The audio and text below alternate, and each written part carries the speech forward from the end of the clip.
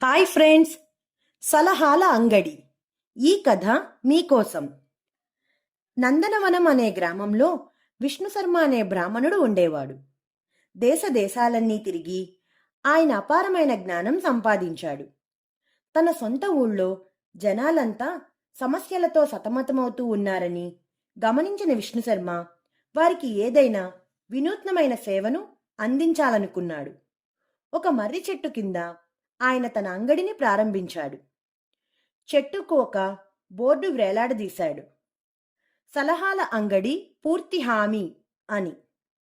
దారి వెంబడి వచ్చేపోయే వాళ్ళందరూ అంగడి పేరు చదివి నవ్వుకుంటూ వెళ్లేవాళ్ళు.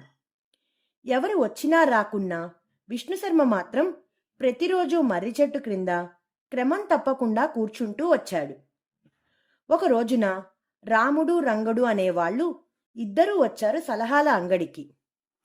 అక్కడ కూర్చుని ఉన్న విష్ణుశర్మను, మీ దగ్గర ఏమి సలహాలు ఉన్నాయి, ఎంతకు అమ్ముతారు అని అడిగారు.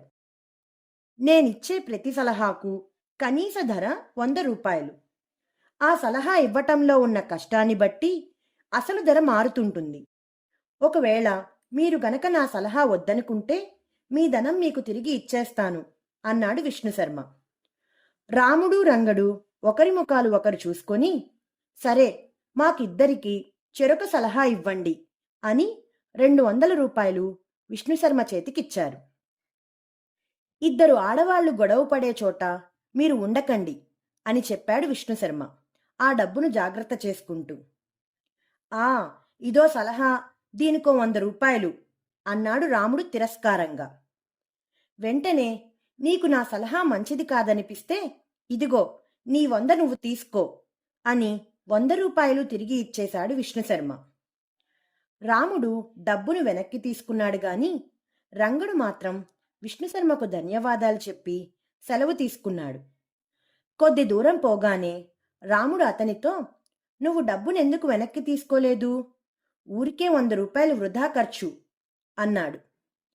లేదులేరా, విష్ణుశర్మ గారితో పరిచయం కోసం ఆ 100 ఖర్చు పెట్టాననుకుంటాను. నా దగ్గర ఉంటే కూడా ఆ 100 మరో విధంగా ఖర్చయిపోయేది అన్నాడు రంగడు. రాముడు, రంగడు పోయే దారిలో ఇద్దరు ఆడవాళ్ళు తగువ పడుతున్నారు.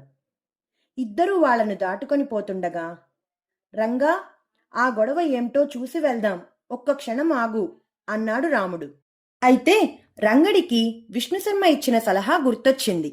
ఇద్దరు ఆడవాళ్లు గొడవ పడే చోట ఆగవద్దని గదా విష్ణుశర్మ చెప్పింది అని రంగుడు అక్కడ నిలవకుండా ఇంటికి వెళ్ళిపోయాడు. రాముడు మాత్రం అక్కడే నిలబడి ఆ తగువులాటని చూడసాగాడు వినోదంగా. అయితే అక్కడ తగువు పడుతున్న వాళ్ళు మరెవరో కాదు, ఆ దేశపు రాజుగారి భార్యలు. వాళ్ళిద్దరి గొడవ చిలికి చిలికి గాలివానైంది. నువ్వెంతంటే నువ్వెంత అనుకున్నారు.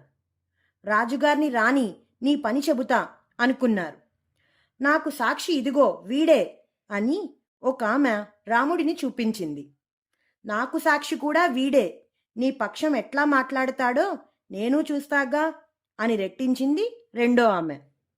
ఇక రాముడు పని అడకత్తెరలో పోకచెక్క మాదిరి అయ్యింది. రాజుగారు రాక మానరు, నన్ను పిలువునంపక మానరు. నేను ఎవరి పక్షం వహించినా అవతలి వాళ్ల వైపు నుండి నాకు ముప్పు తప్పదు. ఏం చెయ్యాలి అని వాడు కృంగిపోయాడు. ఇంటికి వెళ్ళి సంగతంతా రంగడికి చెప్పుకొని బాధపడ్డాడు.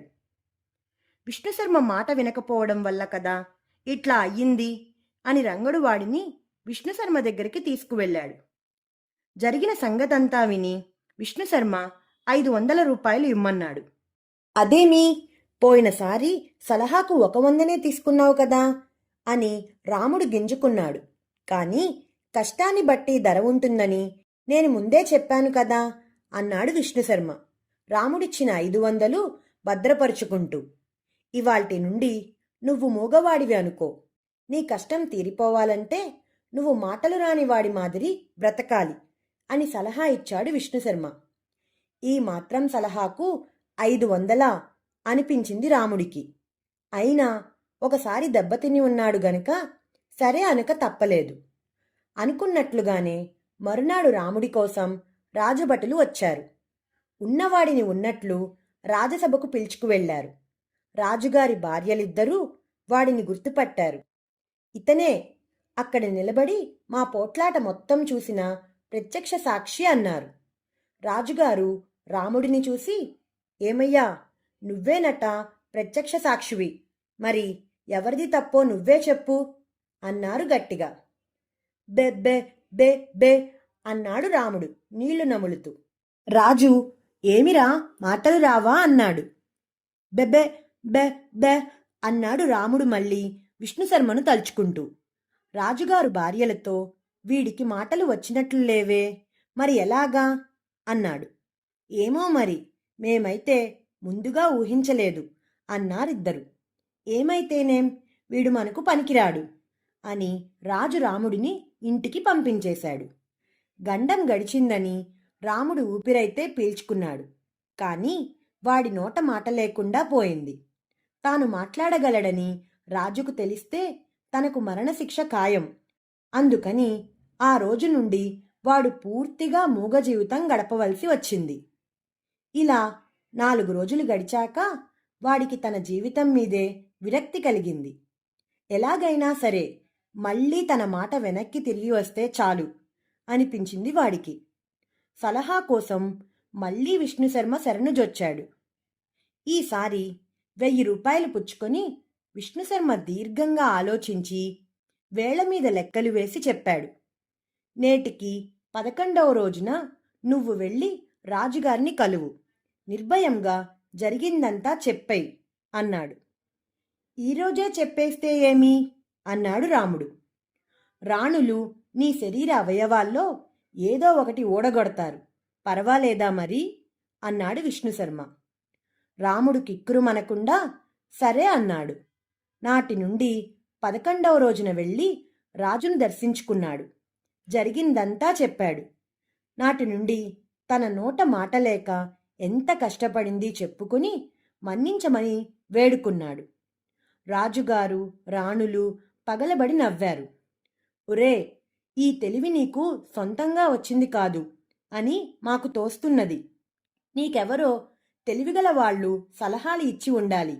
ఎవరు వాళ్ళు అని అడిగారు రాజుగారు రాముడికి భోజనం పెట్టించి పంపుతూ. విష్ణుశర్మ గురించి చెప్పాడు రాముడు. వెంటనే రాజుగారు సంతోషంగా నవ్వి విష్ణుశర్మకు కానుకగా ఇవ్వమని ఒక రత్నాల హారాన్ని, ప్రశంసాపత్రాన్ని పంపారు. ఊరికో విష్ణుశర్మ ఉంటే మన రాజ్యానికి ఇక ఏ ఆపద రాదు. మన రాజ్యపు మంత్రి పదవి విష్ణుశర్మ కోసమే ఎదురు చూస్తున్నది అని చెప్పమన్నారు.